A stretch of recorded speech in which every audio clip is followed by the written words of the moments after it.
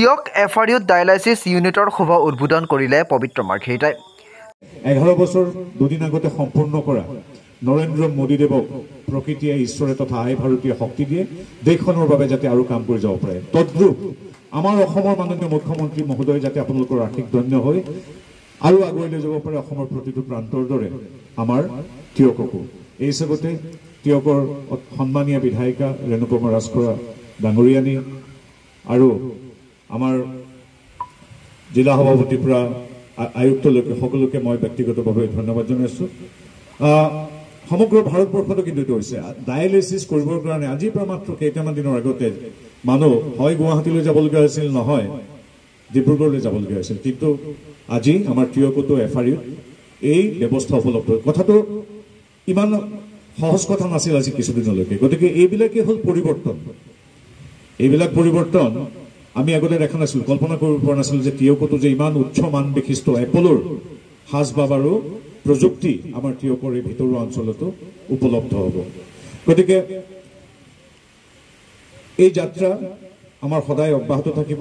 11 বছৰ কালি মই এই অনুষ্ঠানটো ইমান এটা শুভ আৰু সুন্দৰ আৰু গুৰুত্বপূৰ্ণ অনুষ্ঠান মোক আমাৰ ইয়াৰ স্থানীয় নেতৃবৃন্দ, চৰকাৰৰ সৈতে জড়িত ব্যক্তিসকল তথা আয়ুক্ত মহোদয়ে কেতিয়াবাই কৈছিল, মই আজি কালি নিৰ্ভীক হত্যা, হিংসা, সন্ত্ৰাস, বোমা বিস্ফোৰণ, কোনোবা কাৰোবাক আটক কৰি লৈ গ'ল, কোনোবা মানুহ নিখোজ হৈ গ'ল, এইবিলাক ঘটনা ঘটিছিল। উগ্ৰপন্থাৰ কথা সমগ্ৰ ভাৰতত আলোচিত হৈছিল, কিন্তু আজিৰ তাৰিখত উগ্ৰপন্থাৰ ইয়াত নাই। বিগত বছৰত এজনো মানুহ উগ্ৰপন্থীৰ গুলীত মৃত্যু হোৱা নাই। এইটো বৰ ডাঙৰ কথা, সৰু কথা নহয়। এইটো মানুহটো মানুহেই। কাজিৰঙাৰ গড়কেইটাও আজি সুৰক্ষিত। টিয়কৰ সদাব্যস্ত চিকিৎসালয় টিয়ক এফআৰইউত প্ৰধানমন্ত্ৰীৰ ৰাষ্ট্ৰীয় ডায়েলাইচিছ ইউনিটৰ আজি শুভ উদ্বোধন কৰে ভাৰত চৰকাৰৰ বৈদেশিক পৰিক্ৰমা দপ্তৰৰ ৰাজ্যিক মন্ত্ৰী পবিত্ৰ মাৰ্ঘেৰিটাই। এই উপলক্ষে এফআৰইউত অনুষ্ঠিত এক ৰাজহুৱা সভাত মন্ত্ৰীগৰাকীয়ে কয় যে স্বাস্থ্য খণ্ডত এনেদৰেই বিনামূলীয়া সেৱাৰ জৰিয়তে সকলো পৰ্যায়ৰ ৰোগীলৈ আগবঢ়োৱা সুবিধাবিলাকে সমাজৰ সকলো শ্ৰেণীৰ লোককে সামৰি ল'ব। চৰকাৰৰ এনে জনকল্যাণ আঁচনিসমূহ ৰাজনৈতিক যি মতাদৰ্শৰে নহওক কিয় সকলোৱে সমৰ্থন জনাব লাগে। কাৰো নাম নোলোৱাকৈ মন্ত্ৰীগৰাকীয়ে কয় যে কেৱল মাত্ৰ ফেচবুক বা সদনত ইংৰাজী হিন্দীত শুৱালাকৈ ভাষণ দিলেই নহ'ব, জনসাধাৰণৰ সমস্যা বুজি কামো কৰিব লাগিব। আমি কথা কমকৈ কওঁ, কিন্তু জনসাধাৰণৰ বাবে কাম বেছিকৈ কৰোঁ।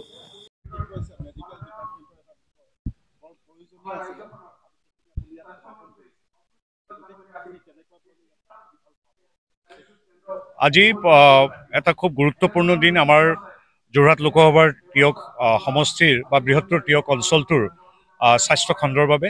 আগতে বৃক্কৰ ডায়েলিচিছৰ বাবে আমাৰ বৃক্কজনিত ৰোগীসকল যোৰহাট, ডিব্ৰুগড় পৰ্যন্ত যাবলগীয়া হৈছিল। এতিয়াৰ পৰা আমাৰ ইয়াত 4খন বিচনাযুক্ত এটা অত্যাধুনিক ডায়েলিচিছ চেণ্টাৰ প্ৰধানমন্ত্ৰীৰ যি প্ৰকল্প তাৰ অধীনত আজি ইয়াত শুভ উদ্বোধন কৰাৰ মোৰ সৌভাগ্য হয়।